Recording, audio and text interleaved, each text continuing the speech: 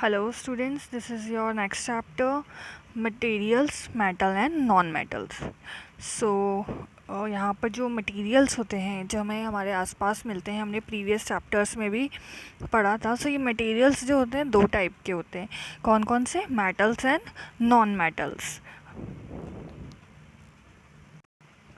सो हम ये जो हैं आयरन, एल्यूमिनियम, कॉपर, इन सब के बारे में प्रीवियस क्लासेस में या फिर प्रीवियस चैप्टर में भी हमने पढ़ा है. सो ये जो मटेरियल्स होते हैं इनमें कुछ होते हैं नॉन मेटल्स एंड कुछ होते हैं मेटल्स. सो हम इसे पता कैसे लगाते हैं कि कौन सा मटेरियल है मेटल है और कौन सा मटेरियल है नॉन मेटल? तो हम ये इनके फिज़िकल एंड केमिकल प्रॉपर्टीज़ से ये आइडेंटिफाई करते हैं कि ये जो मटेरियल्स हैं ये मेटल हैं या फिर नॉन मेटल्स हैं. सो यहाँ पर एक टेबल दे रखी है. इस टेबल में हमें क्या करना है कि appearance and hardness of metal, मतलब जो हमारी फिज़िकल प्रॉपर्टी होती है किसी भी मटेरियल की, उसके बेसिस पे हमें यहाँ पर क्या करना है, बताना है कि ये मेटल है या नॉन मेटल्स. लाइक आयरन हो गया, कोल हो गया, सल्फ़र हो गया, एल्युमिनियम हो गया, कॉपर हो गया. अब इनमें क्या होता है, इनका अपीयरेंस मतलब जो शाइनी होते हैं मटेरियल वो क्या होते हैं, वो हमारे मेटल्स होते हैं. एंड जो नॉन शाइनी होते हैं, डस्की टाइप होते हैं, वो क्या होते हैं, नॉन मेटल्स होते हैं. सो यहाँ पे आयरन हो गया, कॉपर हो गया, एल्युमिनियम हो गया, ये क्या है, सारे मेटल्स हैं. एंड कोल एंड सल्फ़र जो है हमारा क्या है, नॉन मेटल है. सो हम क्या है कि मेटल जो है उसको हम नॉन मेटल्स और मेटल्स जो इनको हम किस बेसिस पे डिस्टिंग्विश करते हैं, फिज़िकल एंड केमिकल जो प्रॉपर्टीज़ होती हैं उनकी उस बेसिस पे. नाउ मटेरियल्स की फ़िज़िकल एंड प्रॉपर्टीज़ के बारे में सबसे पहले हम पढ़ेंगे. तो जो भी मेटल्स होते हैं, नॉन मेटल्स होते हैं, उनकी फ़िज़िकली क्या क्या प्रॉपर्टीज़ होती हैं.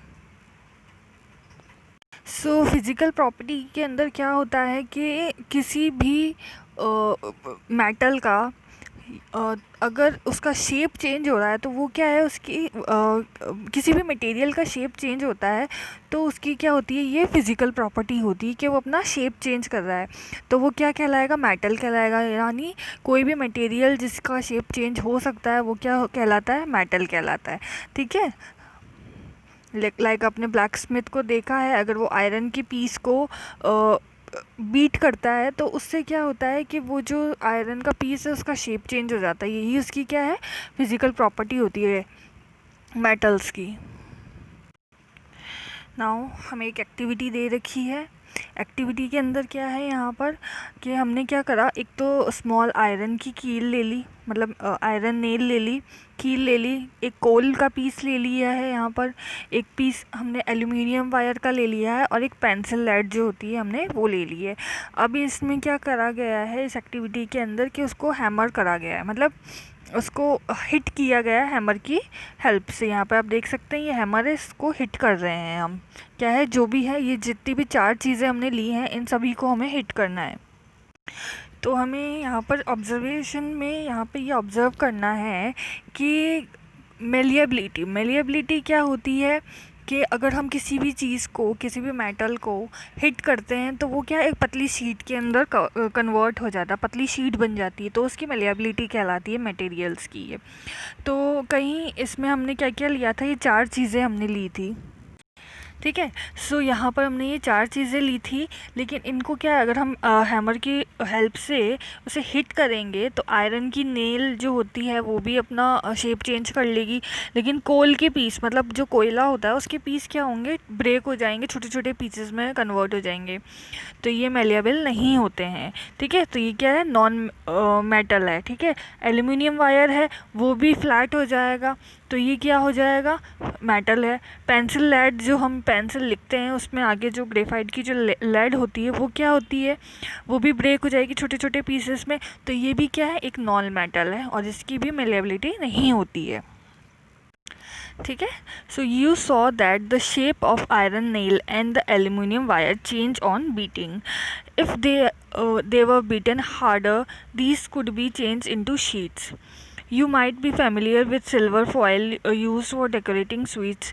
सो यहाँ पर क्या बोला गया है कि जो हमारी आयरन नेल थी और जो हमारा एल्युमिनियम का वायर था, अगर हम उसको बीट करेंगे तो वो क्या अपना शेप चेंज कर देंगे, और अगर हम उसको कंटिन्यूस और ज़्यादा देर तक बीट करेंगे तो वो अपना शेप चेंज तो करेंगे लेकिन एक फ्लैट शीट में भी कन्वर्ट हो जाएंगे। ठीक है, सो ये जो शीट्स होती हैं शीट में कन्वर्ट हो जाएंगे। ठीक है, जो आप एल्युमिनियम के जो फॉइल्स आप यूज़ में करते लेते हो खाने को गर्म रखने के लिए, जो हम एल्युमिनियम फॉइल्स यूज़ में लेते हैं उसके अंदर यही प्रॉपर्टी होती है। ठीक है, सो ये प्रॉपर्टी होती है किसी भी मेटल की उस शीट में कन्वर्ट होने की, इसको क्या कहते हैं, मेलिएबिलिटी कहते हैं। ठीक है, सो यहाँ पे डेफिनेशन दे रखी है, the property of metal by which they can be beaten into thin sheets are called malleability. ठीक है, सो किसी भी मेटल को अगर हम बीट करते हैं तो वो थिन शीट में कन्वर्ट हो जाता है, उसको हम, इस प्रॉपर्टी को हम क्या कहते हैं, malleability. You can hold a hot metallic pen which is without a plastic or wooden handle. So यहाँ पर ये बोला गया है कि जो भी हमारे मेटल्स के पेन होते हैं या फिर जो भी हम यूटेंसिल्स खाना बनाने में यूज़ करते हैं, तो अगर उसे हम हीट देंगे, मतलब उसको गर्म करेंगे, गैस पे रखेंगे, तो वो क्या है, गर्म हो जाएगा। एंड हम उस गर्म बर्तन का जो हैंडल होता है उसको हम डायरेक्टली नहीं पकड़ सकते, तो उसमें क्या लगे रहते हैं, हैंडल्स लगे रहते हैं प्लास्टिक के और लकड़ी के। सो वो इसलिए लगे रहते हैं क्योंकि जो मेटल होता है वो गुड कंडक्टर ऑफ हीट होता है, मतलब उसमें हीट क्या है, कंडक्ट कर सकता है वो, तो ताकि हमें हर्ट ना हो इसलिए हम क्या करते हैं, प्रोटेक्शन के लिए उस पर क्या लगाते हैं, प्लास्टिक और लकड़ी के जो है हैंडल्स लगाते हैं।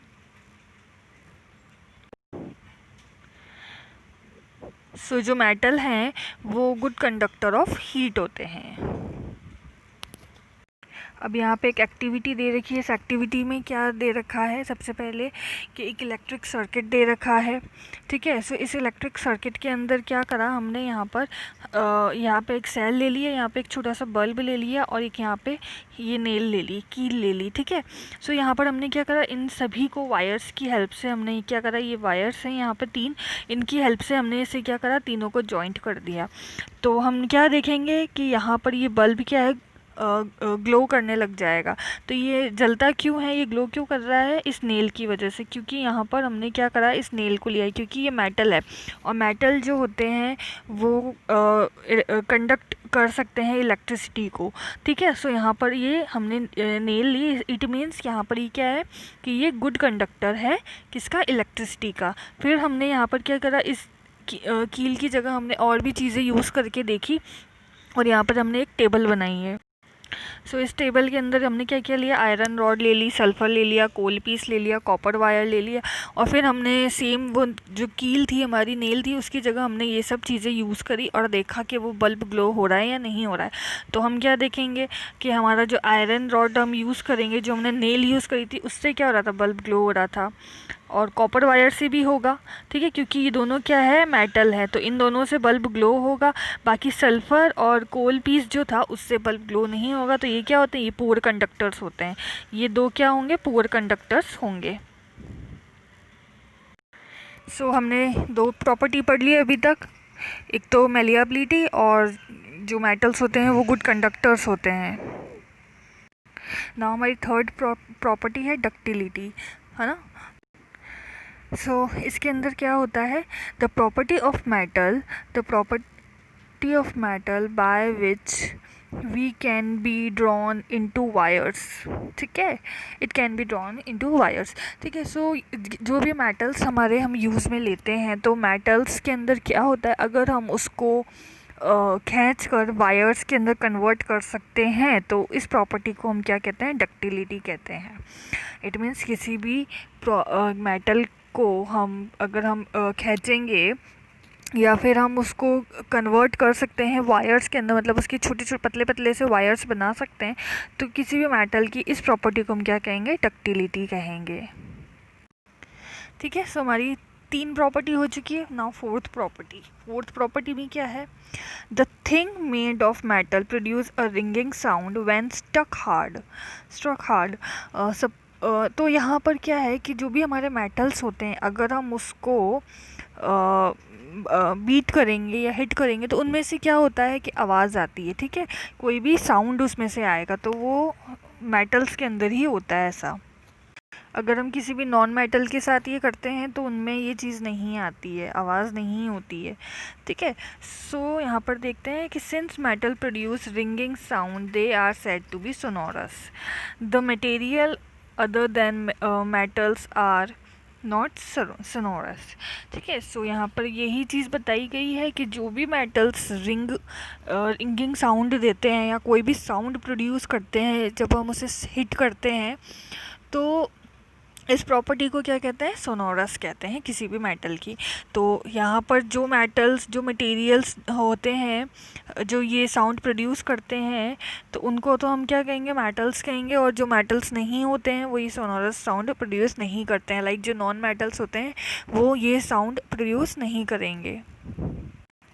सो मेटल्स की क्या क्या प्रॉपर्टी होती है, हार्ड होता है, लस्ट्रस होता है, मलिएबल होता है, डक्टाइल होता है, सोनोरस होता है, good conductors of heat and electricity. ये सारी प्रॉपर्टी क्या हो गई है, किसी भी मेटल की प्रॉपर्टीज़ हो गई हैं। कौन सी प्रॉपर्टी हो गई है, फिजिकल प्रॉपर्टीज़। सो ये जो मटेरियल्स होते हैं जिनके अंदर ये सारी प्रॉपर्टी हमें मिलती हैं, तो वो मटेरियल क्या कहलाते हैं, मेटल्स कहलाते हैं, ठीक है। और मेटल्स के अलावा लाइक हमने अभी क्या क्या पढ़ा था, ये एल्युमिनियम पढ़ा था, ये कैल्शियम, मैग्नीशियम, ये सब पढ़ा था। तो ये किसके एग्जाम्पल हैं, ये मेटल्स के एग्जाम्पल है, ठीक है। इसके अलावा क्या होता है कि जिनके अंदर ये प्रॉपर्टी नहीं होती है वो क्या कहलाते हैं, नॉन मेटल्स कहलाते हैं, ठीक है। लाइक कार्बन हो गया, ऑक्सीजन हो गया, फास्फोरस हो गया, ये सब क्या है, हमारे नॉन मेटल्स हैं।